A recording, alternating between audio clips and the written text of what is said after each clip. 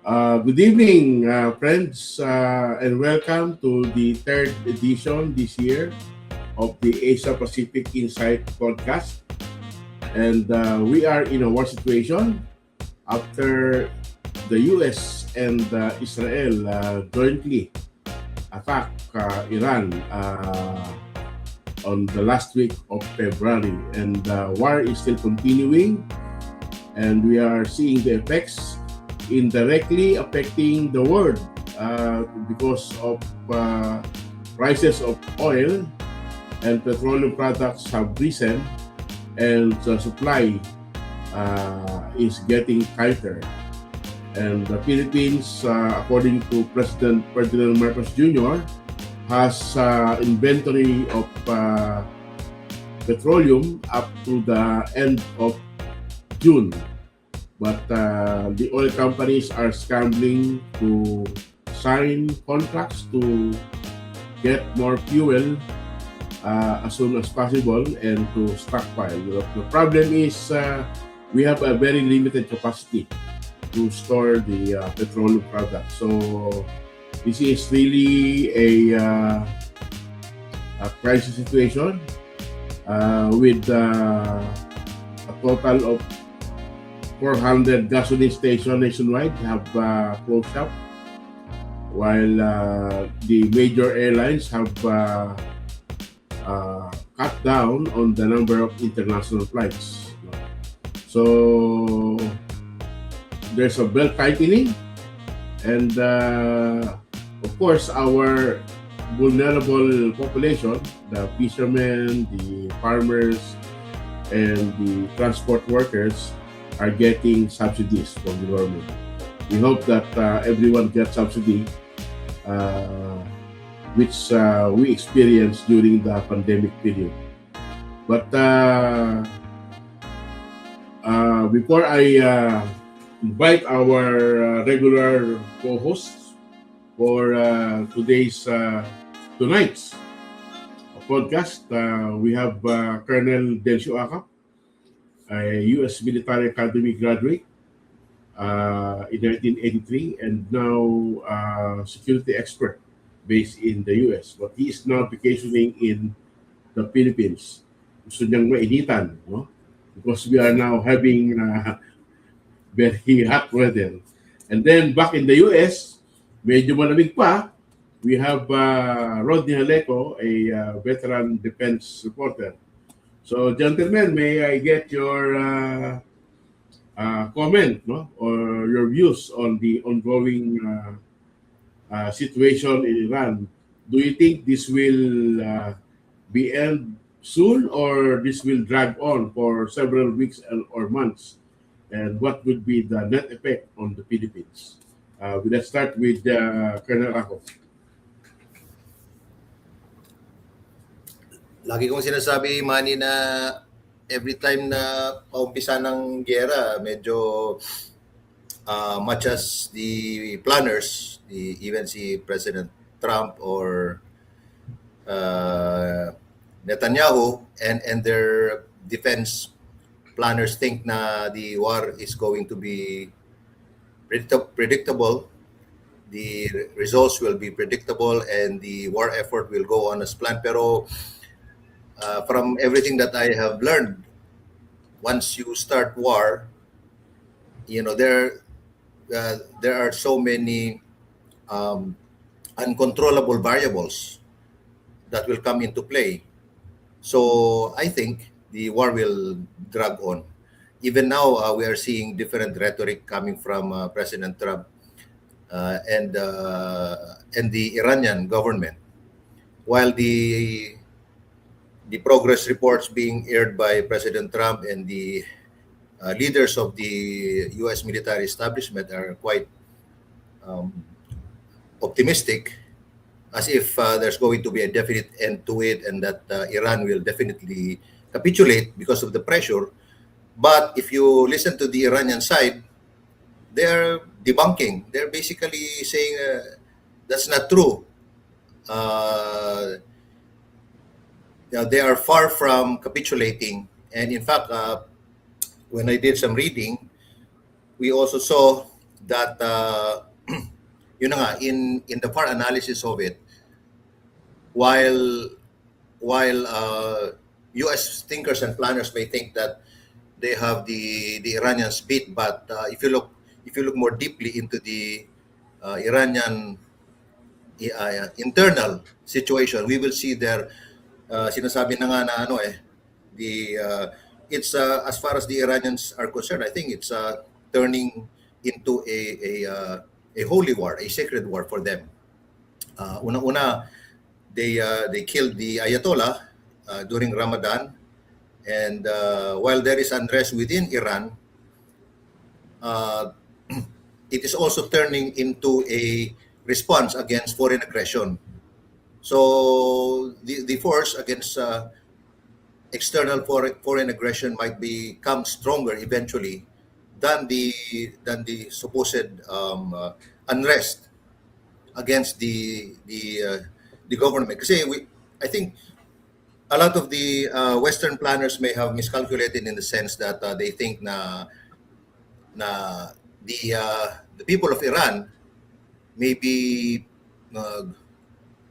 wanting to go back into a la Shah of Iran democratically elected government. But I think sabi ng mga nakakaalam doon, that is already nearly impossible because of the infrastructure that has been put in place there since 1979 when they toppled the Shah of Iran.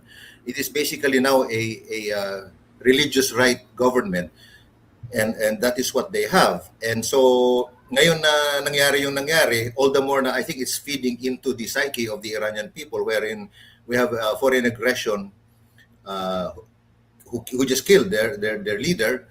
At the same time, ang tingin lang nila is merong occupier, di ba? There's an occupier trying to invade them basically. It's almost like a repeat of maybe Vietnam and Afghanistan.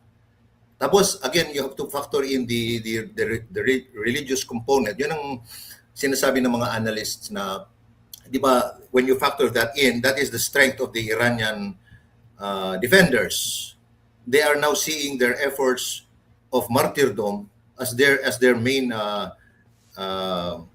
I think main virtue in defending themselves. Parang they are now seeing their losses, their capacity to endure, their martyrdom even as capital in order to defend themselves against the aggression. And para sa kanila daw, it's turning into a war of attrition. They believe that they can outlast, they can endure the suffering, they can outlast the capacity of Washington and the other allied capitals to endure the war situation. So and they're banking on their spiritual warfare to carry them on. So that I think that is something that Washington and the Western allied capitals may not have counted on, this situation.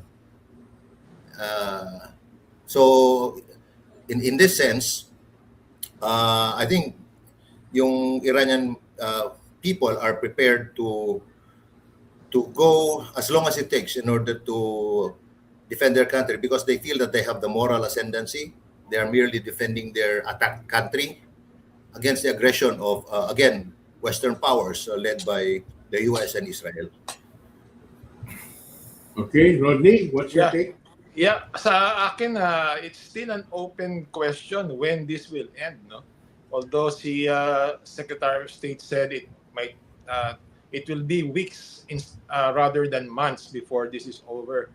The problem that I see is that President Trump went into this without any clear strategic objectives. No, first it was decapitation because apparently the Israelis got intelligence that the Ayatollah and most of the top Iranian leaders would be meeting in one place, and that's what precipitated the attack. No, it was Israel, and then the U.S. Went in and helped Israel neutralize the anti-aircraft capability of Iran. So it was a. This is the way I see it, this is it's a mission creep, no? It started off with decapitation. Then they said President Trump said it's to eliminate the nuclear ambitions of Iran, which he said was obliterated last June, no, when they bombed Iran also the yung nuclear storage sites, no. Sabi ni Trump at that time was it was totally obliterated, but apparently it was not, because he cited it as one of the reasons why the U.S. Launched this war against Iran. And then it was to eliminate their ability to sponsor terrorism overseas. No? And then it was regime change. So the objectives of the U.S. is moving. The goalpost is moving. And so you can see that the latest developments there is that the Trump has ordered the USS George Bush, no? The George Bush just came from a retrofit, no? It came from Norfolk, because it was supposed to be deployed in the Atlantic, no? But the president ordered it to join the force in the Middle East, apparently as a replacement for the USS Gerald Ford, the other nuclear aircraft carrier that had a fire, no, supposed to be a laundry fire, but it took the ship out, no, so it's now in Crete, undergoing repairs. So it must have been a very big laundry, no, to disable the aircraft carrier. So now it's now in Crete for repairs. So there are only two left: the Lincoln, and then when the Bush comes into the area, that will be the second aircraft carrier there, because the USS Ford, they say, may take a few more months, no, at least 3 months to finish the repairs. And President Trump also ordered the 82nd Airborne. No? It's a very famous paratrooper unit of the U.S., as well as the third, no? And second Marine Expeditionary Unit. The third used to be based in Okinawa. It's actually based in Okinawa. So if you're asking if there has been an effect for us, no, the Philippines, no, in the Indo-Pacific area, that is one of the effects. No? The Marines that used to cover the Indo-Pacific area, especially the Philippines, because they used to deploy often in the Philippines, is now in the Middle East. No? And they are standing by there. They have arrived along with the amphibious aircraft carrier USS Tripoli. No? So it's President Trump is gathering a big force there. So the question is, if you are mustering so much force, then you have no intention of winding down a war. It is possible to escalate. It's because of the available resources that are being gathered. No? It's being mobilized around Iran. So I don't think, based on those deployments, no, I don't think they will be. The U.S. is anywhere near ending this war. But what their objectives are is still very unclear. Now, the latest one is to reopen the Strait of Hormuz. But the worrying part is the Houthis just yesterday they started launching missiles against Israel. So there is a possibility that the Houthis which are in Yemen, no? They are in Yemen, will also close down the Red Sea. Now, as you know, Manny, diba, there are two transit points for the oil, no, coming from the Middle Mhm. East. Yung Persian Gulf, which is now closed because of Iran, of the war in Iran, and the Red Sea. No? Right now, Saudi Arabia is relying on the Red Sea, no, for to transport the oil and all the container ships that supply the Gulf states, no, yung mga Arab Emirates, the Kuwait, and all the other states there. They are relying now on the Red Sea port to supply them with all the food and all the stuff that they need to survive, because apparently 80% of the needs of these Gulf states are imported. No? The food and the medicines and other supplies, they come from outside the region. So it's coming in right now through the Red Sea. Now, if the Houthis close the Red Sea, then totally plugged up.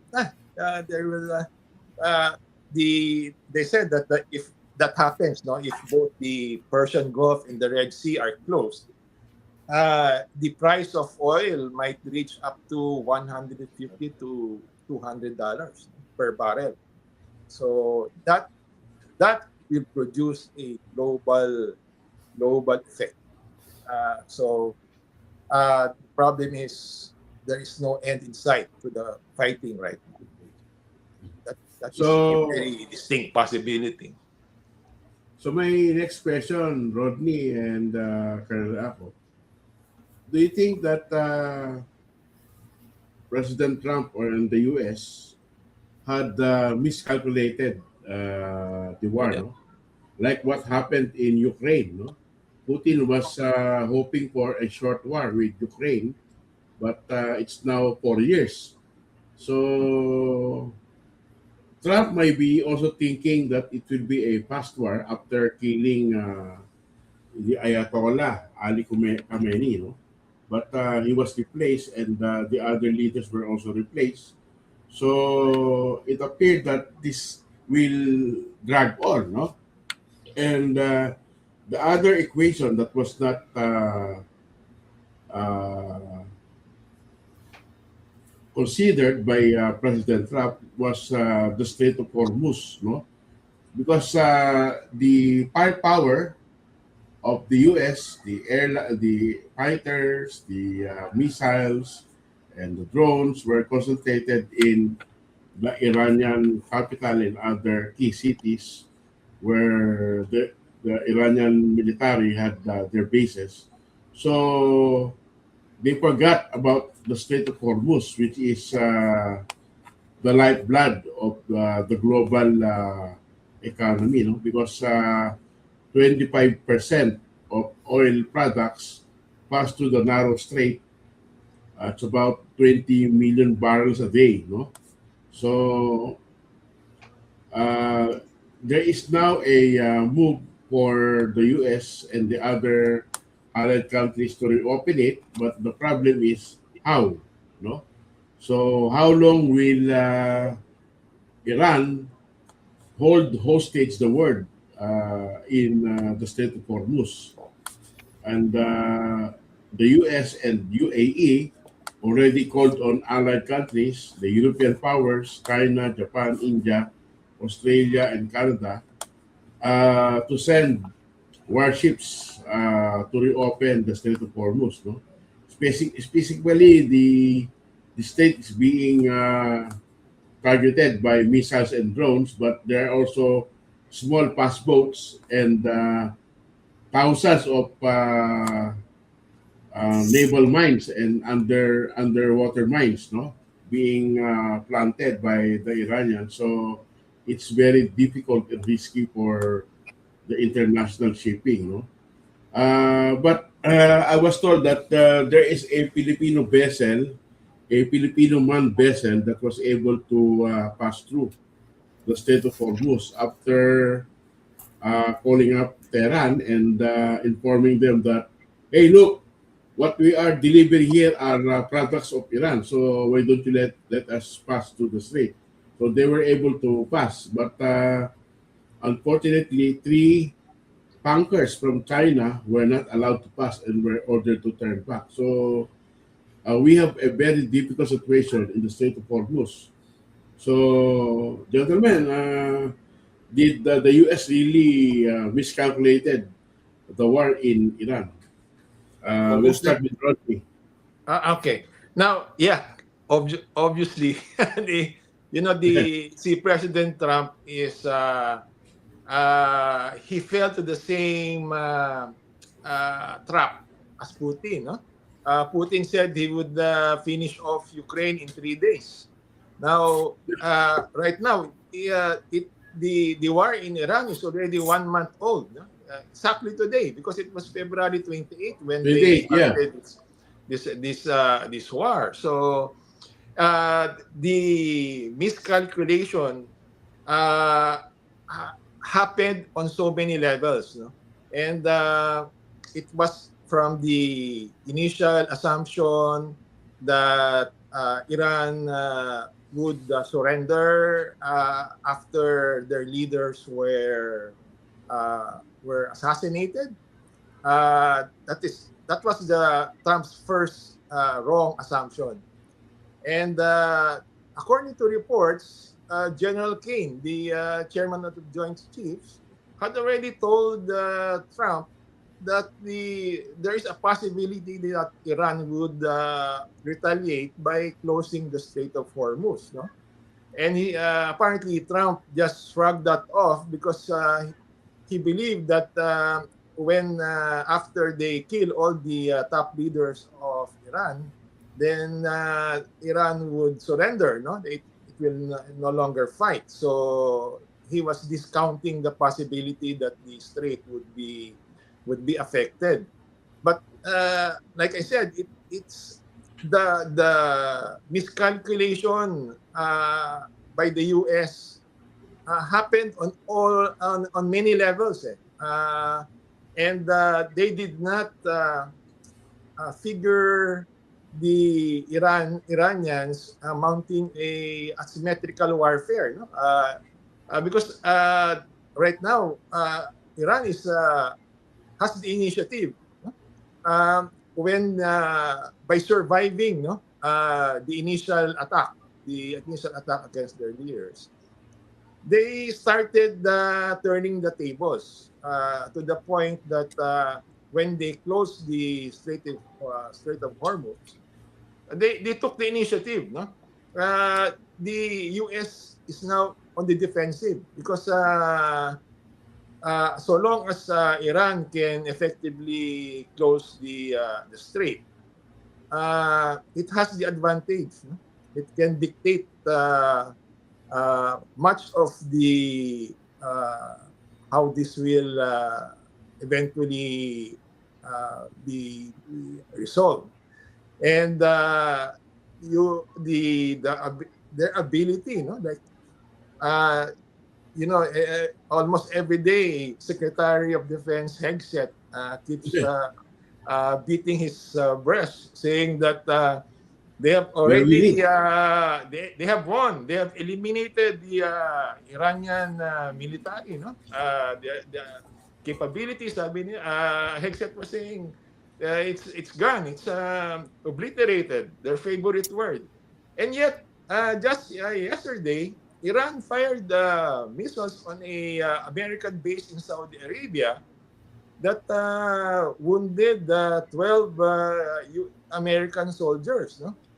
And I assume that since it's a U.S. base, it's protected by all sorts of anti-missile defense systems. And yet, the missiles went through. The Iranian missiles went through. No, it's uh, what happened yesterday at that U.S. base in Saudi Arabia is an embarrassment. It's like a slap on the face of Hegseth and Trump, no? Because they've been saying that the U.S. has already won. And they have destroyed the Iranian capabilities, the missiles and the drones and their nuclear stockpile. And yet, here comes Iran. It penetrated the most modern defensive system in the world and hit the US base. So uh, that is a sign that the US is not really uh, did not plan out for this kind of warfare. No? The probably I would surmise that the US military prepared for a short surgical strike against the Iranian leadership. That's it. The fact that they didn't even have the enough ground forces for to mount an invasion means that the regime change and those kinds of objectives were never factored in. No? It was not part of the original objectives. But Trump, I guess, just kept on giving them new orders. So now they are scampering. No? They are trying to scramble the resources so they can comply with the president's orders. And that is a uncharacteristic of the U.S. military because usually when the U.S. Military moves, when they act, it is usually very well prepared, very well thought of, uh, and they train for it, they practice for it even before the first shot is fired. But this one is like carambola. It's like a play it as you go, no? Play it by ear style of warfare. So that is an indication to me that the U.S., especially Mr. Trump, got a really big surprise at how Iran responded. Okay, so Colonel Akop, your take? Siguro, I'm trying to, siyempre ina-analyze natin yung mga rason kung bakit ginagawa yung ginagawa. There has to be some kind of a reason. It's hard to believe na, America lets this crazy man lead them without any, no. Siguro naman meron, pero it's not clear and it, while there is a semblance of parang, kasi everything is unprecedented eh. Hindi kamukha ng mga previous eras and presidents wherein although kasi yung sitwasyon din ngayon medyo medyo it's chaotic and disordered and there's a lot of things coming in that were not there before in the operating environment. Like for example, yung present day cyber warfare nga, di ba? There's a lot of info out there and that is why it is harder for the hard American institutions to counter or fiscalize Trump kasi ang bilis ng mga pangyayari eh. And here you have the President of the United States leading the most powerful country doing all he can and he has backers. Siyempre, I refuse to believe na mag-isa lang si Trump dito eh. He's just the tip of the iceberg, right? He will not be able to do all of these things if he is not backed by the Republican Party, of course, right? A group of billionaires na siya eh, masabihin mo na kahit na hindi natin gusto yung mga pinagagagawa ni Trump, pero kalahati ng Amerika kasi is enabling that eh, enabling him to do what he is doing. And I would like to believe na in the beginning, parang supposedly, ginagawa daw ng Amerika lahat na ginagawa nila in order to contain China. Right? In order to contain China. So even yung attack on Venezuela and now Iran, they tie it to oil. If we review World War II, prior to the attack on Pearl Harbor, oil was an issue because the United States cut off its export of oil to Japan. So Japan ngayon, anticipating that, thought that it would be better for them to act now than later in terms of defeating the United States. And dahil they thought that the military-industrial complex of the United States would not be able to catch up in time for them to be able to support a war effort. Kasi we must remember na yung nangyari sa Amerika noong World War II, mabilis na nakamobilize ang America to support the war effort. And the Japanese and even Germany didn't expect that.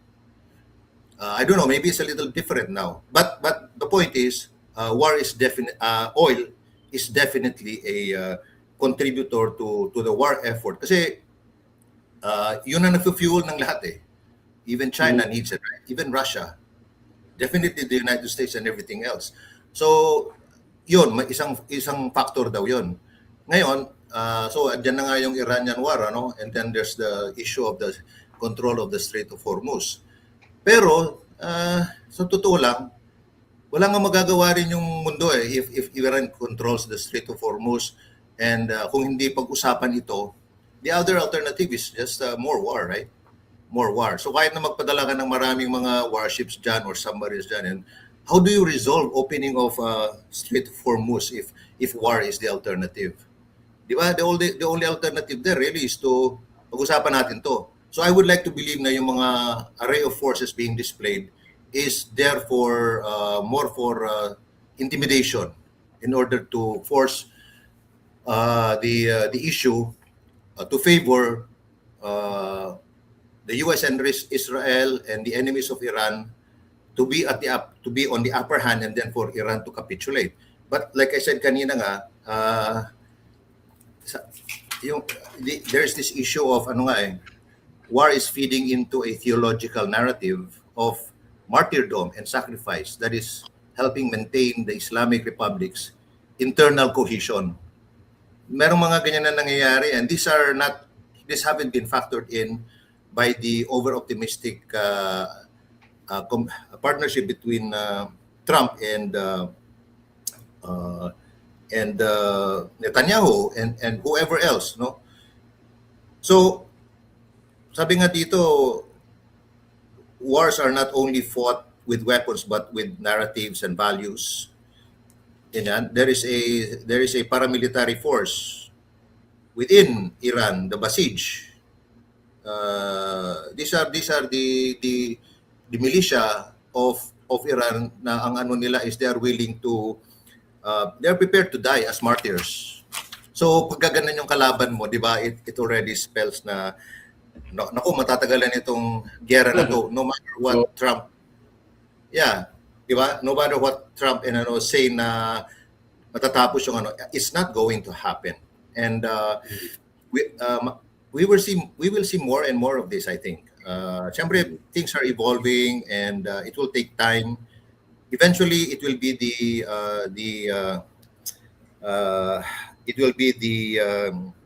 yung hangganan ng pagtitiis ng American people that will determine whether the war needs to stop eventually. Kasi that has always been the factor that stopped all the previous American wars, right? I do not know how long that will take. Maybe it will take months or even years. Pero at the rate of depende rin sa violence kasi. If the violence is really high, like what's happening now in the Ukraine, syempre, kung maraming namamatay na mga Americans and all that, then maybe that will hasten yung pressure for the United States president to stop the war. But then again, we're dealing with a different kind of president. Trump is not an ordinary president, di ba? So, yun ang problema. Wala strategy. Yeah, so I think even if there is coherence on the part of the defense establishment of the United States in this prosecution of the war or wars, yung personality ni President Trump, the way he comes across, making it personalistic, narcissistic, it adds to the confusion and to the disorder of what is being done, right? Pero I think yung mga bumaback up sa kanya na mga military planners, those in the Pentagon, sila syempre ito yung mga professional and they're prosecuting the war accordingly, right? Now, this thing about even deploying the 82nd Airborne into Iran, for instance, if that happens, that is invasion, boots on the ground, di ba? Magiging madugo. The casualties will escalate immensely and radically. Kasi na yan eh. So But then again, that is how you win the war if they really intend at winning the war, right? Kaya lalong magiging madugo yan. And like I said, external violence may not weaken it the way the enemies expect, like the United States expects, right? Para sa mga Iranians, ano daw moral project na yung nangyayari eh. They for example, they look at this as it has a history to it also, sovereignty with sacred history. For example, the Battle of Karbala in 680, where an Umayyad army massacred Prophet Muhammad's grandson Hussein and his small accompanying party. They are now inaano nila doon na ito na naman tayo, we are being attacked by a foreign power. So martyrdom ang sagot dito. Kahit na maubos tayo, but it is our central organizing value. It is a sacred struggle against, they call it estekbar, imperialism, against foreign domination and aggression. It is a sanctification of sacrifice. The Iranian strategy is endurance and attrition, outlasting its enemies, surviving the blows, disrupting energy flows, and betting that the political resolve in Washington and allied capitals will fracture before Iran's own does. Then, sabi nila, they also have the experience of the Iran-Iraq war that was 8 years. So meron ding experience yung in during this kind of warfare. It will no longer be the incompetent authoritarian state, but the embattled guardian of resistance that is happening. Kasi di ba sila Trump, they were banking on galit yung mga tao sa so madalit na lang ito, it will automatically fall, no? Pero ngayon nagiging it's turning into a political theology. Kasi ang tingin na ngayon they are being invaded. Sabi nga dito, kahit na fractured yung Iranian population even, it only needs enough believers, enough institutions, enough ritual, enough fear, and enough war to turn suffering into cohesion. So I think that will define the Iranian war. And definitely, kahit na with everything that I know, magda-dragon talaga yan. And even ang problema so far everything seems to be going Trump's way, pero I think everything will have an ending along the way. Yan ang nakakatakot pa nga dito kasi baka mamaya if they continue the path, then it will lead to the Armageddon na sinasabi, because it will escalate. And mabuti kung hanggang they will limit their efforts at conventional warfare lang. Ang problema, just like Hitler before, what if matatalo sila conventionally, right? Like the Russian army in Ukraine. Does that mean they will push the nuclear button? So with a leader like Trump, medyo there is that danger. So for me, yun ang dyan. But so far, I also think na despite all the rhetoric, hindi talaga realistic yung yung mga sinasabi ng Trump administration. And isa pa dyan is paano to, you have the Middle East, you have the brewing Indo-Pacific, maybe Taiwan invasion, inaantay lang ng China, Xi Jinping for the right moment perhaps to strike again. So there is a lot. I don't even know kung saan papasok dyan yung I also foresee na siguro down the road the generals might come to a head with their commander-in-chief. The same, kasi yung mga generals naman nila, mga educated, trained yan sane yung kanilang planning. And so kung sasabihin ni Trump na hindi kaya, kahit na hindi naman kaya, and we can win even if we are divided, things like that, baka magiging problema yan down the road. Ang nakikita ko lang na nila is the use of tactical power, of tactical nuclear power to turn, parang there is that overconfidence in that. So that's what I'm afraid of. Kasi they might think na that will tilt the balance to their favor. Hopefully not. Yeah. So what we are seeing, in the Middle East is that the U.S. was not able to protect its allied countries like Qatar, Bahrain, UAE, Kuwait, and Saudi Arabia, because the Iranian missiles are falling into these places, no? And in the Indo-Pacific region, there were reports that the U.S. Pulled out its interceptors in South Korea and redeployed them in the Middle East. These are the theater high-altitude defense system, no? Yung THAAD. No? And what does this say about the U.S.? No? Is the U.S. becoming an unreliable ally, not only in the Middle East but also in Indo-Pacific? Because if they were able to remove those defense missile system and redeploying them, the U.S. has a very big problem logistically, no, to sustain the defenses and the offensive in Iran. So I would like to ask you, gentlemen, if your thoughts about the U.S. being an unreliable ally in this part of the region. Let's start with Colonel Laco.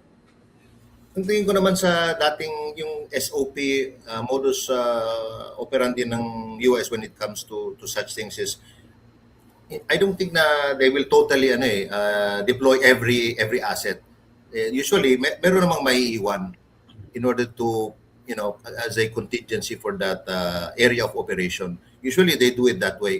Kaya lang, ang problema is that it will still be divided because they will have to divide such assets in order to respond to both simultaneous situations. Tapos they believe na kaya nilang i-move yung assets na yan if the situation needs it, parang ganun eh.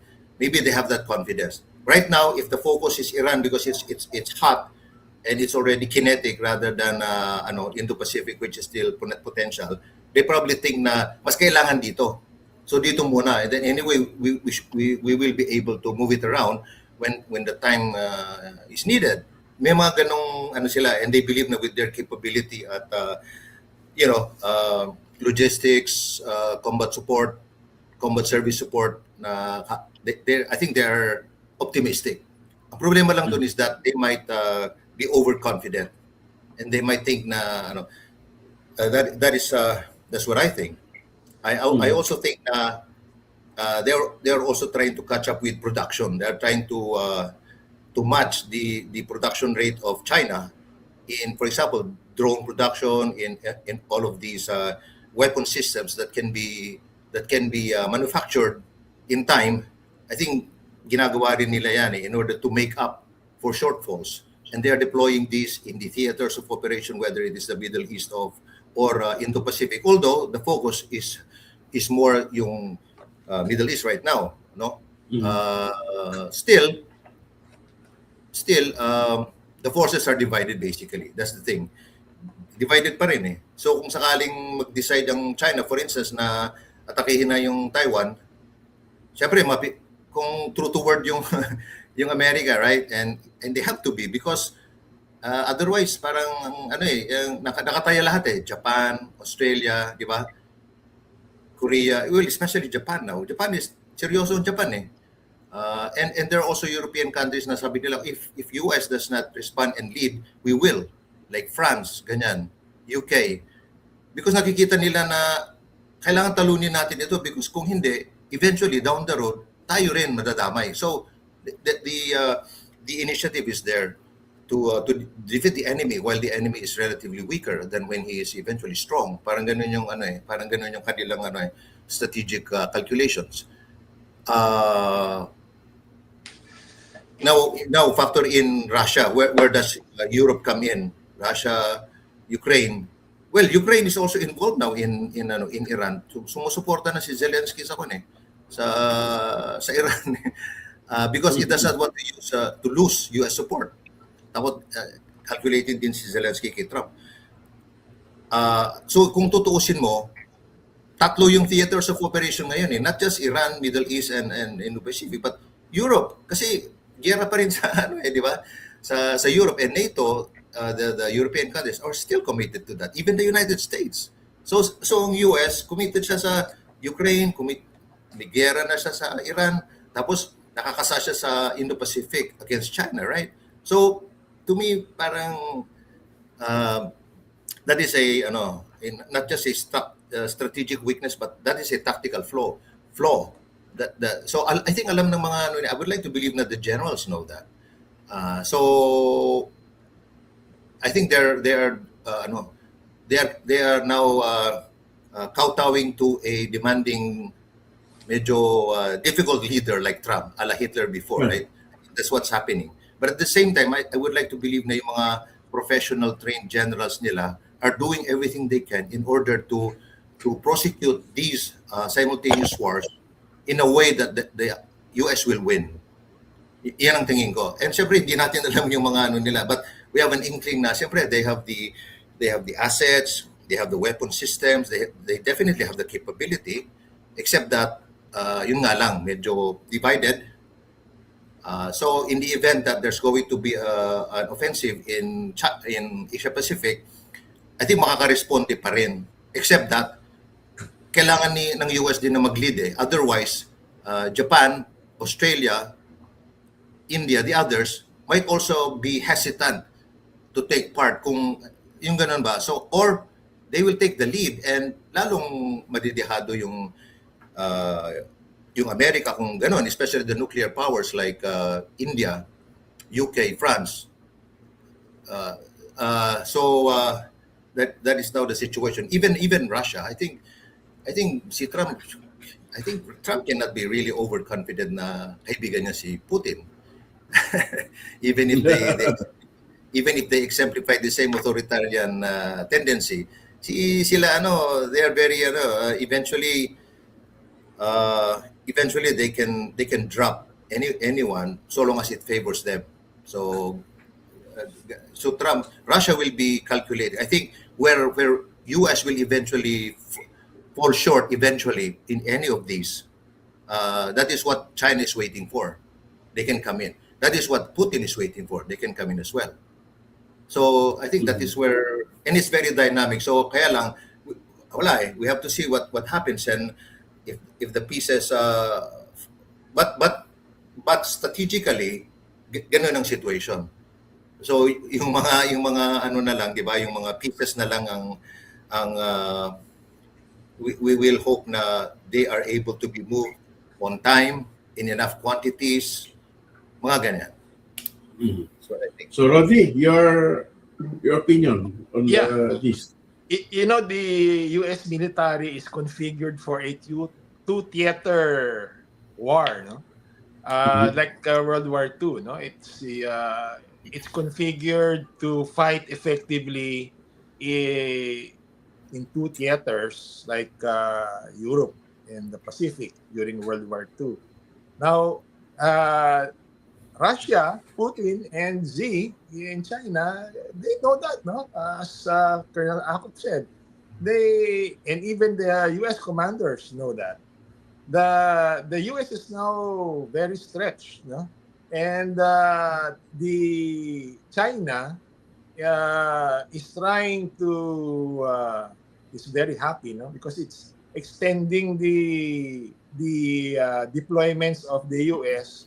and there is now a real danger that the U.S. might not be able to wage an effective war on two theaters because of so many distractions, no? Colonel Akop was correct, no? There's a war in Ukraine. The U.S. is involved with that, even if indirectly, as part of NATO. And then China, of course, is continuing threat. And now the Middle East. The Middle East is the unknown, the surprise element there, because the U.S. is not really configured to fight in three theaters, no. So it's little surprise that, for example, Russia is helping Iran with intelligence. No, apparently, according to reports, they are helping Iran with targeting. No, the Russian satellites help Iran with detecting the possible targets and then guiding the drones. No, because the Yes. drones are in Ukraine, they were able to adapt because the Russia started jamming the Starlink, no, yung what the Ukrainians were using. So the Ukrainians started adapting by using fiber optics, no. So a lot of their drones are guided by fiber. So, but because of the distance between Iran and its intended targets, their primary targets are the U.S. facilities in the Middle East, in the Gulf states. So that kind of assistance by Russia is intended to achieve precisely that. No? That they are trying to extend the operations of the U.S. because Russia knows that the U.S. can only effectively fight on two theaters. Now they cannot fight in Ukraine, Middle East, and China at the same time. Mhm. They can fight, but they cannot. There's no assurance of winning. No, yun ang point. No, they have stay behind forces, for example, in the Pacific, but right now it's weekend, no? Like you said, they are deploying the Marines. They are deploying the aircraft, no? So that is a strategic weakness for the U.S. And the I don't think the U.S. can afford to be uh, drawn into such a situation. And the longer the Middle East war uh, lasts, uh, the better for Russia and China. And I think the objective of China and Russia now is to make sure that it lasts longer, even if China is suffering from the risk of uh, uh, oil deliveries. But there, that China always they have long-term objectives and they look at things over the long term, no? Unlike unlike Trump, no? Trump is more immediate, ne? He's more instinctive. He is not really strategic. So that is his weakness right there. And I think Putin and Xi uh, realize this. Yeah. Mm. So, uh, I'm looking at the effects of the conflict in the Middle East to what is happening in the Philippines because next month on April 20, we will have a Paligatan, the annual joint and combined military exercises with the United States. And this time, there will be more participants, including Australia and Japan, because as you know, we also had the visiting force agreement with Australia and Japan. And with that exercise happening, do you think there will be a scale down activity? Because, for instance, the US has deployed the third Yeah. Marine Expeditionary Force in Middle East, no? That's the Marines rotating in the Philippines. And we also have the USS Abraham Lincoln deployed in the Middle East. So there are lesser uh, military assets and personnel in the region. Would that scale down the activities next month? And what do you think should Barikatan focus considering the experience in the Middle East? Let's ask Rodney. Yeah. I would expect that it might be scaled down, or the units might be changed. No, since the Marines are there in the Middle East now, so I would expect that more army. There would be more army elements in this Balikatan if ever they attempt to retain the force level. No? And this will have to come from Hawaii and probably in the mainland, no? From Washington State, because usually those are andun yung the rapid deployment forces of the U.S. on the Pacific side.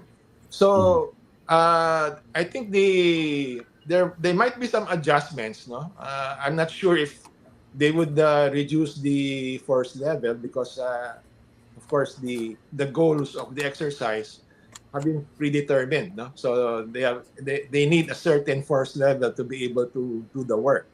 So it will be interesting to see, no, how the U.S. would adjust to that. But I'm sure that they would like to, the U.S. military would like to show that they are not, they have not been weakened in the Pacific area because of the Middle East war.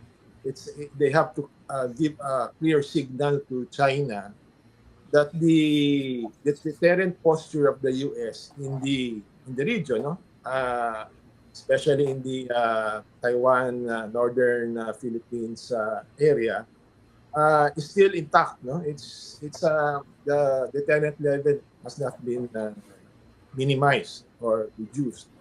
So I would expect the Balikatan to go on, maybe a little modified, but I'm sure the U.S. will ensure that the message will still be delivered. No?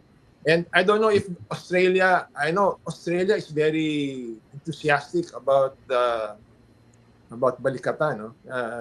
They have been actively looking for opportunities to project their force in the region, in Southeast Asia. And also Japan. No? Japan is, I think, is one of the most worried countries about what's happening in the Middle East because they feel that it is distracting from the threat from China. And like the recent incident na the near collision between a Philippine Navy and a Chinese Navy ship would indicate that China is trying to test the waters. No? They're becoming more aggressive. No? The fact that these are no longer confrontations between Coast Guard vessels from both countries. These are regular gray-hulled vessels. Pero, Manny, the BRP Benguet is a World War II vintage. Very old vessel. I'm sure the Chinese were very, I know, they were hard put to match the speed, no? Kasi the LST is very slow. So Yes. and Traveling 5 knots per hour. Yeah. And the Chinese was a Corvette. So baka yung maximum speed ng LST is already the minimum speed of the Chinese ship. So that's really a weird confrontation there near the Spotties. Yeah. Okay. So, Colonel Lakap, what's your take about this Balikatan exercise? It may lessen the number of participating U.S. troops, of course, no, dito sa Balikatan because of the But then again, we must also remember na yung U.S. Armed Force naman, it's a big force. And since hindi pa naman fully committed ang ground troops talaga sa Iran, they're still contemplating and a lot of threatening from Trump, di ba? Pero yung boots on the ground is still wala pa sila doon. They're on their way or maybe so kasi major talaga yun eh. Once you put boots on the ground, that will prolong the war.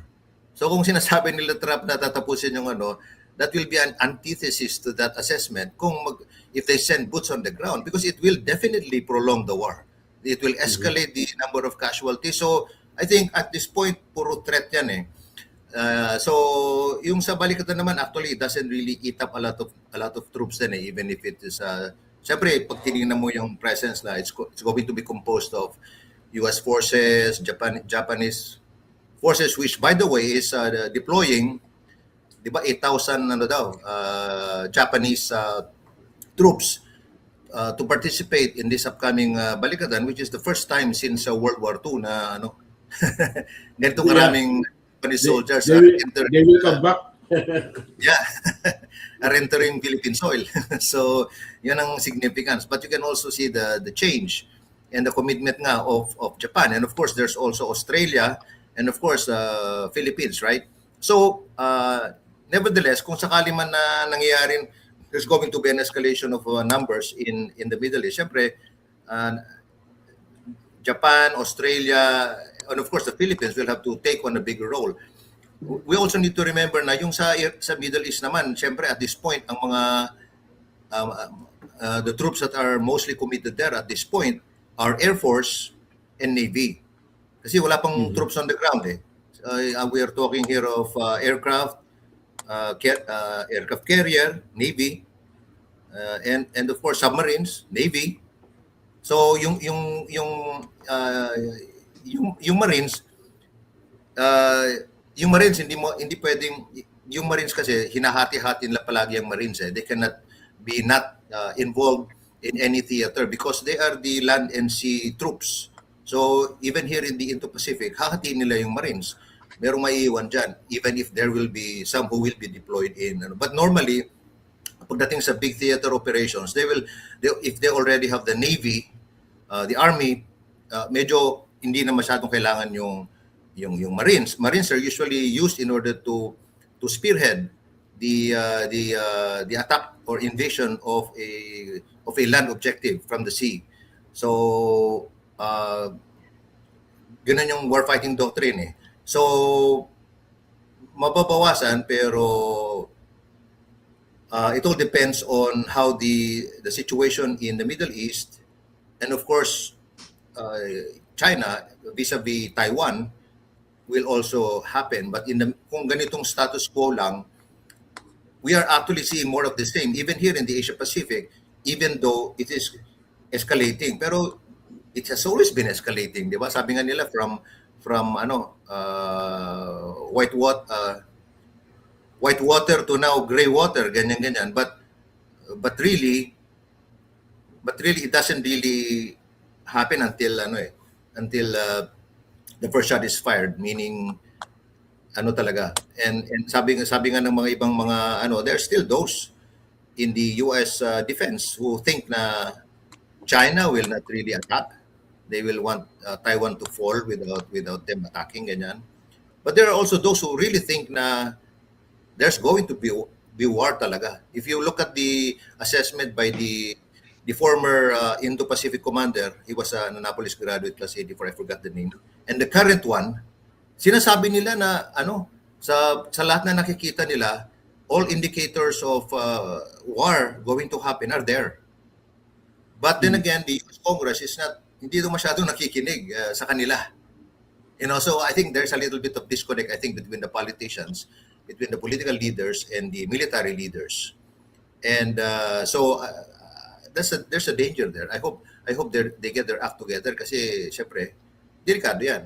In case na it blows up, and siguro sila Xi Jinping, if they're really monitoring, they will know that and they will know when to strike pag nakita nila na medyo there is this disconnect.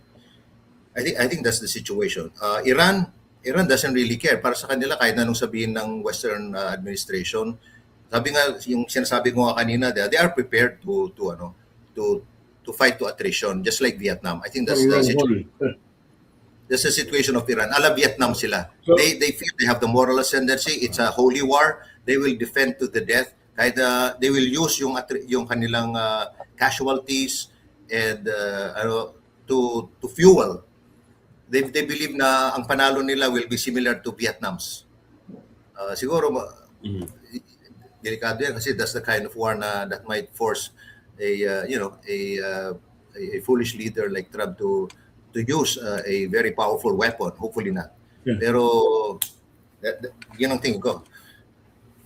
So finally, gentlemen, my last question is, what do you expect from this France and Philippines BFA? No? What valuable lessons can we learn from the Europeans, especially from France? Colonel Ako. Marami. I think it's also good for the Philippines at this point kasi yung assessment nga na some people assessing na baka medyo hindi na ganun ka-committed ang US sa Philippines or in the Asia Pacific region. It is a statement from France na we'll step up. Maybe where the US will fall short on its commitment there, we are ready to step up. Parang yun ang sinasabi ng France, and that's a good thing. So it's good na even if it's the first so far with a European power, but that says something too, na France sees value in supporting the Philippines in the Indo or Asia Pacific because nakikita nila na if we do not stop the Chinese aggression there, eventually it will infect all of us across the oceans and into the European theater. Yun ang pananaw nila. That's why tulungan natin sila over there. At least yung involvement natin, yung casualties natin will be lesser. Huwag na nating antayin na dumating sa shores natin yung threat na yan. Doon pa lang sa malayo, tulungan na natin yung ally natin, which is the Philippines, to stop the enemy. So that is a strategy of France in doing that. Same with Australia. Same with the United States. Kaya nga merong alliances ang US, di ba? Kasi let's stop the enemy there before they cross the Pacific and come into the US. Same with yung ginawa ni Trump sa kaya binomba niya yung Venezuela because they think na yung mga kalaban natin nandito na sa backyard natin. We have to push them back. Yung mga ganun. So again, we are seeing yung we do not want to be enveloped by threats. So we need to push them back or reassert our power. They're taking us for granted. We need to reassert our power na you cannot do that. Parang ganun. So Rodney, your take. Yeah, the BFA with France is really a surprise as far as France is concerned. No, most of its foreign alliances are limited to the Middle East and Africa. No, they're former colonies, foreign entanglements there. They're colonies. They're former colonies, but. Although Vietnam was once also a French colony, but it is surprising that they are trying to project in the Indo-Pacific area. Now, it is a reflection, I guess, of the threat they see from China. No? It's basically the Chinese threat that they see. So it's a definite advantage for the Philippines, because the more the merrier as far as the coalition is concerned against China.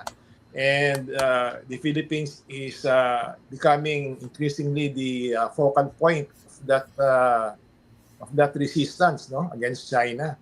And of course, France has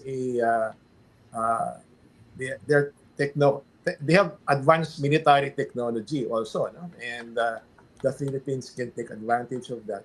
And I guess as I understand, the VFA will be sponsoring joint training exercises, as well as yung mga humanitarian assistance.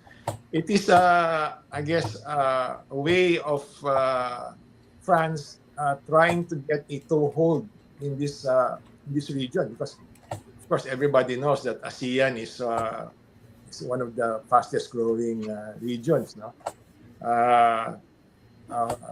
God forbid the Trump tariffs and his war in Iran, trying to delay or stymie the development in the region.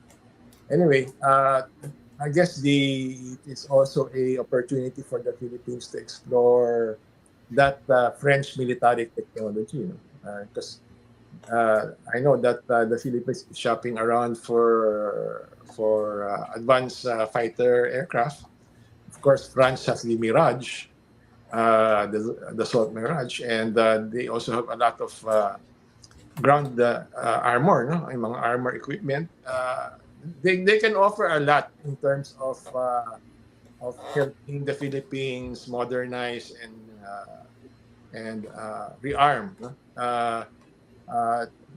As a deterrent against China. So all around, Manny, I think this BFA with France is a good development, and it will help draw in, I guess, NATO, no? Because France is a stalwart of NATO. It will help draw in NATO to look at this the Southeast Asian region as one of the possible areas where they can help militarily to promote peace, stability, and of course, that's all part of their economic agenda. So all around, it's a good point. It's a good development. So thank you, Rodney. Thank you, Colonel. And we hope that NATO will pay attention to the Indo-Pacific region, no? Because France has its own Indo-Pacific strategy. No? And probably the Philippines will soon have another BFA with Great Britain. No? We'll have to do that. So that would add more allies to and more like-minded countries to the Philippines' effort to counter China's influence in this part of the world. So thank you very much for joining us today's episode, and we hope to see you next month. And hopefully we will see an end to the conflict in the Middle East. So because everybody is already suffering with high prices of fuel and tight supply. So thank you very much for listening, and hope you can join us again next month. Thank you, Colonel. Thank you, Rodney. And good morning to Rodney, and good night to Colonel Ako in Manila. Yeah, thank you very much. Thank you. Thank you. Manny. Good morning and good night. Good night.